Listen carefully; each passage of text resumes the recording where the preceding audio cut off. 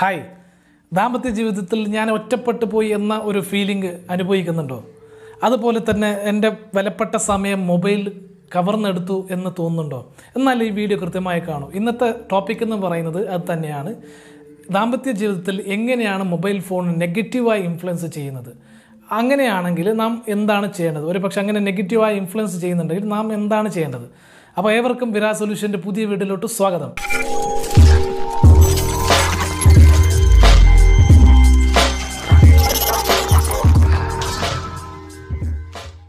ഒരു റിസർച്ച് പ്രകാരം ഇങ്ങനെയാണ് പറയുന്നത്. ടെക്നോളജി മനുഷ്യൻ്റെ ബന്ധങ്ങളെ നശിപ്പിക്കും എന്നതാണ് പറയുന്നത്. അവസാന റിസർച്ചിൽ അവർ കൺക്ലൂഡ് ചെയ്യുന്നത് ഇങ്ങനെയാണ്: ടെക്നോളജി, ഈ പറയുന്ന മൊബൈൽ ആയിക്കോട്ടെ, ടെക്നോളജി ആയിക്കോട്ടെ, അത് മനുഷ്യൻ്റെ ബന്ധങ്ങളെ മാത്രമല്ല അവരുടെ മാനസിക ആരോഗ്യത്തെ കൂടി നശിപ്പിക്കും എന്ന കാര്യം സൂചിപ്പിക്കുകയാണ്.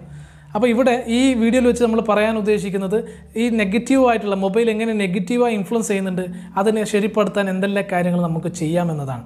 അപ്പോൾ ഈ വീഡിയോ നിങ്ങൾ അവസാനം വരെ കാണണം, പകുതിയിൽ നിർത്തരുത്, സ്കിപ്പ് ചെയ്യരുത്, അവസാനം വരെ കണ്ട് നമ്മളോടൊപ്പം സഹകരിക്കുക. സൈക്കോളജി പ്രകാരം ദാമ്പത്യ ജീവിതത്തിൽ പ്രശ്നങ്ങൾ വരാൻ 3 കാരണങ്ങളാണ്. 1 കുട്ടികളാണ്, 2 അവരുടെ മാനസിക ശാരീരിക ബന്ധം, അതുപോലെ തന്നെ 3ാമത്തെ കാര്യം എന്ന് പറയുന്നത് പണമാണ്. അതിൽ ആഡായ മറ്റൊരു കാര്യമാണ് ഈ മൊബൈൽ എന്ന് പറയുന്നത്.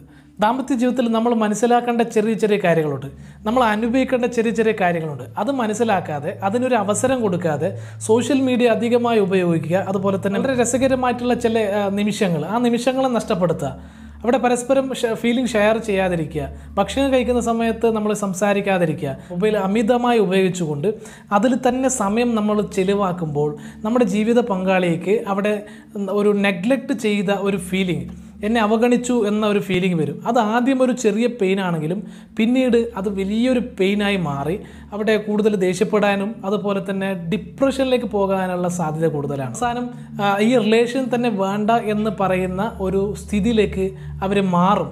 അതാണ് ഈ മൊബൈൽ കൊണ്ടുണ്ടാവുന്ന ഏറ്റവും വലിയ പ്രശ്നം എന്ന് പറയുന്നത്. അങ്ങനെ വന്നാൽ ആ റിലേഷൻഷിപ്പിനെ കട്ട് ചെയ്യുവാൻ വേണ്ടി അവർ തയ്യാറാവും. അതുപോലെ തന്നെ അവസാനം അത് ഡിവോഴ്സിലേക്ക് പോകുന്നത്, ജീവിതം തന്നെ വേണ്ട, മതിയാക്കാം എന്ന് പറയുന്ന ഒരു ജീവിതത്തോട് ഒരു വിരക്തി തോന്നുന്ന ഒരു രീതിയിലേക്കാണ് ഇത് പിന്നീട് ഇറങ്ങിപ്പോകുന്നത്. അതുകൊണ്ട് ഇത് ഇനീഷ്യൽ സ്റ്റേജിലാണെങ്കിൽ നമുക്കത് ഒഴിവാക്കാം, അല്ലെങ്കിൽ നമുക്ക് സംസാരിച്ച് തീർക്കാവുന്ന വിഷയമാണ്. പക്ഷേ ഇത് അങ്ങ് എക്സ്ട്രീം ലെവലിലേക്ക് പോയാൽ പിന്നീട് അത് തിരിച്ചു കൊണ്ടുവരാൻ കുറച്ച് പ്രയാസമാണ്. ഇങ്ങനെയുള്ള സാഹചര്യം നമ്മുടെ ജീവിതത്തിൽ വരാൻ പാടില്ല. ഒരു പക്ഷേ വന്നാൽ അത് നമുക്ക് സോൾവ് ചെയ്യാൻ പറ്റുന്ന കുറച്ച് ടിപ്സാണ് നമ്മൾ ഉപയോഗിക്കേണ്ടത്. അതിൽ 1ാമത്തെ, assess the extent of the problem. ആ പ്രോബ്ലം ഏത് ലെവലിലാണ് ഉള്ളത് എന്ന് നമ്മൾ കൃത്യമായി മനസ്സിലാക്കുക. 2 ആൾ ഇരുന്ന് കൊണ്ട് സംസാരിച്ച് ഫീലിംഗ് ഷെയർ ചെയ്തുകൊണ്ട് പ്രോബ്ലം ഏത് സ്റ്റേജിലാണ് ഉള്ളത് എന്ന് കൃത്യമായി മനസ്സിലാക്കുക എന്ന് പറയുന്നതാണ് ആദ്യത്തെ സ്റ്റേജ്, ആദ്യത്തെ കാര്യം. 2ാമത്തെ കാര്യം എന്ന് പറയുന്നത് acknowledge usage that is valid. ആ ഉപയോഗം അത് വാലിഡ് ആണോ, ആവശ്യമുള്ളതാണോ, അല്ലെങ്കിൽ അനിവാര്യമായിട്ടുള്ള ഉപയോഗമാണോ എന്ന് കൃത്യമായി മനസ്സിലാക്കുക. 2 ആൾ ഇരുന്നു കൊണ്ട് അത് മനസ്സിലാക്കുക എന്ന് പറയുന്നതാണ്. ഒരു ഡോക്ടറാണെങ്കിൽ അദ്ദേഹത്തിന് വീട്ടിലിരുന്നു കൊണ്ട് കോൾ അറ്റൻഡ് ചെയ്യേണ്ടി വരും, കൂടുതൽ ഫോൺ ഉപയോഗിക്കേണ്ടി വരും. അങ്ങനെയുള്ള ഒരു സാഹചര്യമാണോ ഉള്ളത്, അത് നെസസറി ആണോ, ഇമ്പോർട്ടൻ്റ് ആയിട്ടുള്ള കാര്യമാണോ, അല്ല അത് അനാവശ്യമായ സമയം ചെലവഴിക്കുന്നതാണോ എന്ന് മനസ്സിലാക്കുക. 3ാമത്തത് എഗ്രി ഓൺ ഫെയർ എക്സ്പെക്റ്റേഷൻസ്. പരസ്പരം കാര്യങ്ങൾ പറഞ്ഞുകൊണ്ട്, അതുപോലെ തന്നെ ഫ്യൂച്ചറിൽ ഒരു പക്ഷേ ഇങ്ങനെയുള്ള പ്രശ്നം വന്നാൽ അത് സോൾവ് ചെയ്യാൻ നല്ല ഒരു വേ എന്താണ് എന്ന് കണ്ടെത്തുക. നല്ലൊരു ബെറ്റർ ലൈഫിന് വേണ്ടി നമുക്ക് എന്തൊക്കെ ചെയ്യാം, ഇങ്ങനെയുള്ള പ്രശ്നം വന്നാൽ അതെങ്ങനെ മിനിമൈസ് ചെയ്യാം, നമ്മുടെ ബന്ധങ്ങൾ നഷ്ടപ്പെടാത്ത രീതിയിൽ അതെങ്ങനെ മാനേജ് ചെയ്യാം എന്ന് 2 ആൾ ഇരുന്നു കൊണ്ട് അതിനൊരു സൊല്യൂഷൻ കണ്ടെത്തുക എന്ന് പറയുന്നതാണ്. 4ാമത്തെ, ക്രിയേറ്റ് ടെക്നോളജി ഫ്രീ സോൺ. ഈ ഒരു സോൺ, ഒരു സമയം നമ്മൾ കണ്ടെത്തുക എന്ന് പറയുന്നത് നമുക്ക് വേണ്ടിയിട്ടുള്ള മാത്രം ആ ഒരു സമയമാണ്. അവിടെ ഫോൺ ഉപയോഗിക്കുന്നില്ല, ഫോണിനെ നമ്മൾ മാറ്റി വെക്കുന്നു എന്ന് നമ്മൾ തന്നെ തീരുമാനിക്കുന്നതാണ്. അത് ബെഡ് ടൈം ആവാം, അതായത് റൊമാൻറ്റിക് ആയിട്ടുള്ള മൊമെൻറ്റുകൾ നമുക്ക് അനുഭവിക്കാൻ വേണ്ടി ഈ ടെക്നോളജിനെ ഞാൻ മാറ്റി വെക്കുന്നുണ്ട് എന്ന് 2 ആളും ഇരുന്നു കൊണ്ട് നമ്മൾ മനസ്സിലാക്കുകയും തീരുമാനിക്കുകയും ചെയ്യുന്നതാണ്. 5ാമത്തെ കാര്യം എന്ന് പറയുന്നത് define expectations and resolve future obstacles. Expectation എന്താണ് അത് കൃത്യമായി പറഞ്ഞു കൊടുക്കുക, പരസ്പരം മനസ്സിലാക്കുക.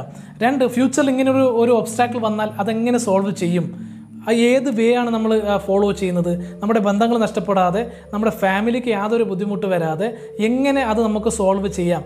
ആ കാര്യം നമ്മൾ എഴുതി അത് നമ്മൾ നോട്ടായി നമ്മുടെ പോക്കറ്റിൽ കീപ്പ് ചെയ്യാം. അത് നമ്മൾ ഇങ്ങനെയുള്ള പ്രശ്നം വരുന്ന സമയത്ത് നോക്കുകയോ അല്ലെങ്കിൽ ആ ഒരു ഡയറക്ഷൻ നമ്മൾ ഫോളോ ചെയ്യുകയും ചെയ്യുമ്പോൾ പ്രശ്നങ്ങൾ നമുക്ക് ഒഴിവാക്കാൻ പറ്റും. റിലേഷൻഷിപ്പ് ഒഴിവാക്കാതെ റിലേഷൻഷിപ്പ് കറക്റ്റായി മെയിൻറ്റെയിൻ ചെയ്തുകൊണ്ട് നമുക്ക് ജീവിതത്തിൽ മുന്നോട്ട് പോകാൻ പറ്റും. നമ്മൾ ഇതുവരെ ഡിസ്കസ് ചെയ്തത് മൊബൈൽ ഫോൺ ദാമ്പത്യ ജീവിതത്തിൽ എങ്ങനെയാണ് നെഗറ്റീവായി ഇമ്പാക്റ്റ് ചെയ്യുന്നത്, അമിതമായ ഉപയോഗം ഏത് തരത്തിൽ അത് നമ്മളെ ബുദ്ധിമുട്ടാക്കും എന്ന വിഷയമാണ്. അപ്പോൾ ഇങ്ങനെയുള്ള പ്രശ്നങ്ങൾ നമ്മുടെ ജീവിതത്തിൽ വരാതിരിക്കട്ടെ. ഒരു പക്ഷെ വന്നാൽ നാം എന്ത് കാര്യമാണ്, ഏതെല്ലാം ടിപ്സാണ് നമ്മൾ ഫോളോ ചെയ്യേണ്ടത്, അതാണ് നമ്മളിവിടെ ഡിസ്കസ് ചെയ്ത്. വിരാജ് സൊല്യൂഷൻ്റെ ലൈഫ് സ്കിൽ ബന്ധപ്പെട്ടിട്ടുള്ള പുതിയ വീഡിയോ ആയിട്ട് പിന്നീട് കാണാം. അതുവരെ ബൈ.